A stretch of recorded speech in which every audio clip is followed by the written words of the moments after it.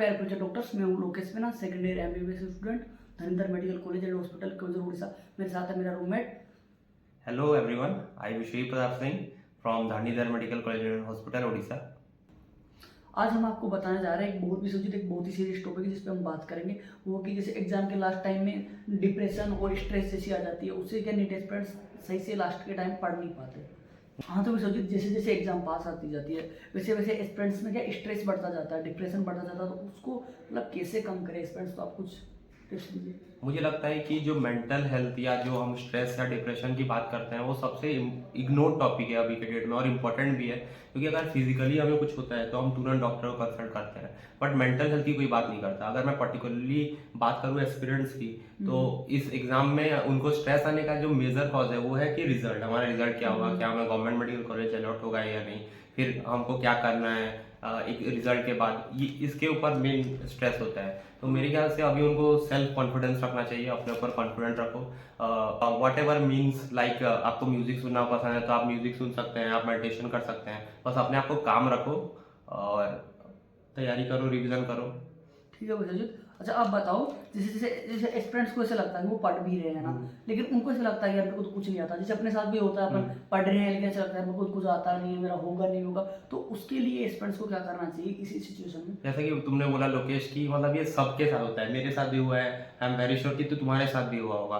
तो इस केस में क्या करना है कि मुझे ऐसा लगता है कि इसका प्राइमरी जो इलाज है वो है कि जो टॉपिक हमें पसंद है, चाहे किसी भी, केमिस्ट्री हो या बायोलॉजी या फिजिक्स के, हमें वो टॉपिक जो पसंद है उन्हें एक बार पढ़ लेना चाहिए या वो क्वेश्चन सॉल्व करना चाहिए जो फार्मूला हमको अच्छे से आते हैं।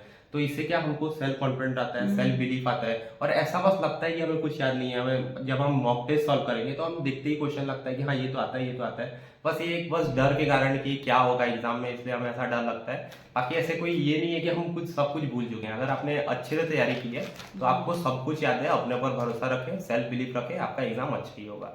जैसे कुछ बच्चों में क्या दिक्कत होती है, जैसे मॉक टेस्ट दे रहे हैं, वो मतलब पढ़ भी रहे, मॉक टेस्ट भी दे रहे हैं, लेकिन उनके नंबर नहीं आ रहे। तो फिर उसके नंबर नहीं आ रहे तो यार ऐसा लगता है कि यार मैं पढ़ भी रहा हूँ, नंबर नहीं आ रहा हूँ, तो उनको डिप्रेशन स्ट्रेस जैसा फील होता है। तो उसका क्या सोल्यूशन है? अगर मैं अब बात करूँ तो अभी ये जो एस्पिरेंट्स है उनके लिए बहुत ही क्रूशियल टाइम है। अभी आपको मॉक टेस्ट देना ही देना है। ट्राई करें कि mostly need based mock test जो है उन पे फोकस किया जाए।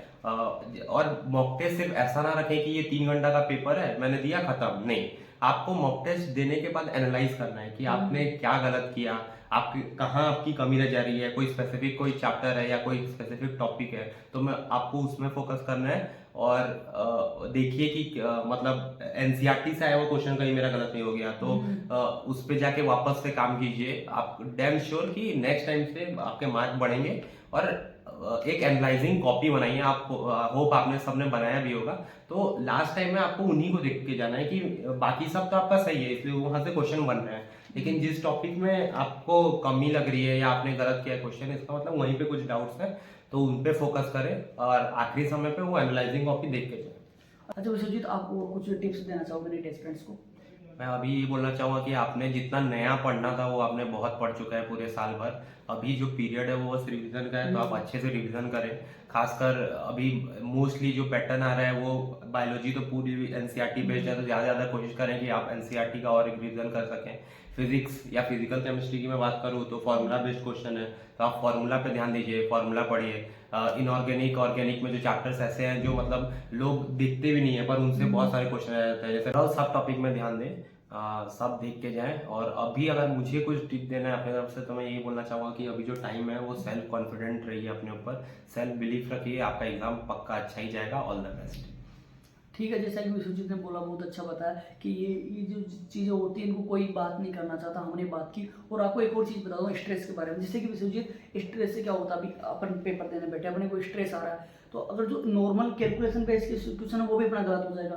तो इसलिए आप स्ट्रेस नहीं ले, क्योंकि जो आपको क्वेश्चन आ रहा है वो भी गलत हो जाएगा। और बायोलॉजी में कभी कभी ऐसे इतने ईजी क्वेश्चन होते हैं, अगर तुम एंजाइटी हुई तो तुम जो ईजी क्वेश्चन आता है वो भी गलत हो जाएगा, और फिर ये इसको तुम सिली मिस्टेक बोलोगे। तो ये मेन कारण तो स्ट्रेस के कारण से हो रहा है ना। लेकिन लोग वह कोई भी ये नहीं देखना पसंद करेंगे कि तुम्हारा किस वजह से सिलेक्शन नहीं हुआ। तो कोशिश करें कि स्ट्रेस ना ले। जितना आप काम रहेंगे मेरे ख्याल से उतना अच्छा आपका पेपर होगा। हाँ, तो ये तो कहीं भी देख लो, अगर आप स्ट्रेस रहोगे तो कोई भी आप काम नहीं कर पाओगे। कोई से भी, ये मैं नीट की बात नहीं कर रहा, कोई से भी एग्जाम हो XYZ, छोटी से लेके बड़ी एग्जाम तक, आपको शांति रहना, जीवन के हर क्षेत्र में शांत रहना।